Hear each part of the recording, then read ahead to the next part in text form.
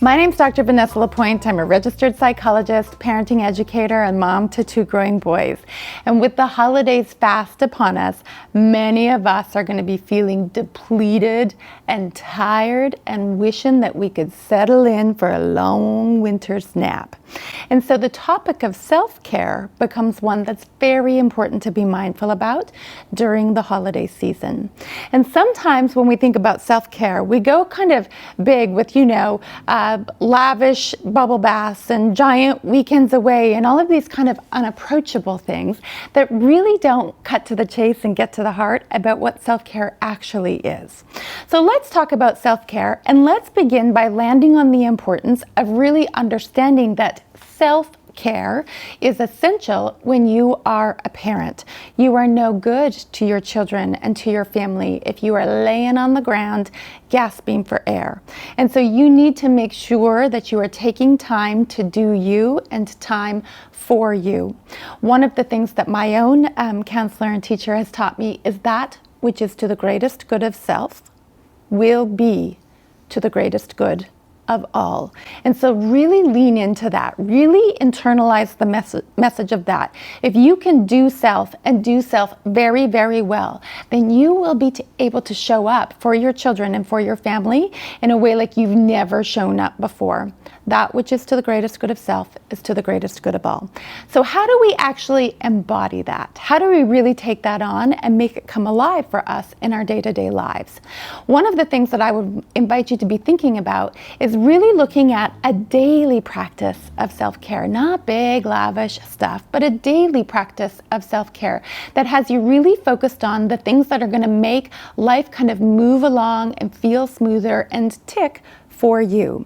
I have a couple of daily practices. I wake up every morning, and as silly and juvenile as it sounds, I greet myself in the morning. I make sure that I take a little bit of time to get connected to myself as a person, to get connected to my body.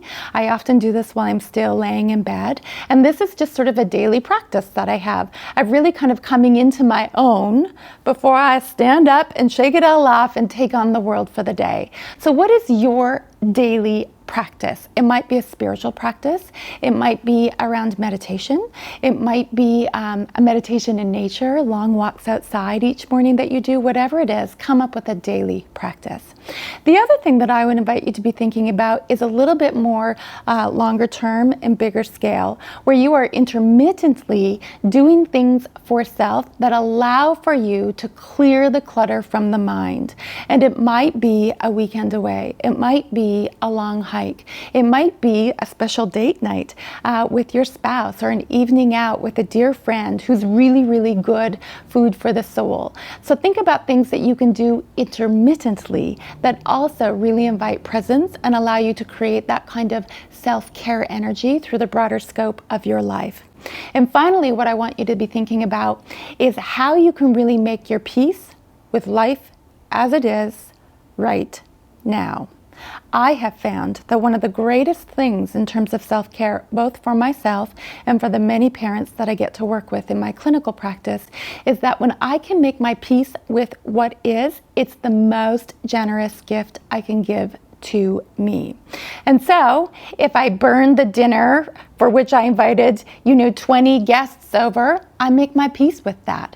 I find a way to weave a narrative around that story that's one of hilarity and has me feeling very humble about it all, rather than one of frustration and irritation. I make my peace with that. I learn to, in the wise words of Byron Katie, love what is. And so really think about, how can you watch your thoughts? How can you watch your mind? How can you care for yourself in making sure that those thoughts are weaving for you some white magic rather than black magic? Take care of yourselves, moms and dads. Your kids will thank you for it.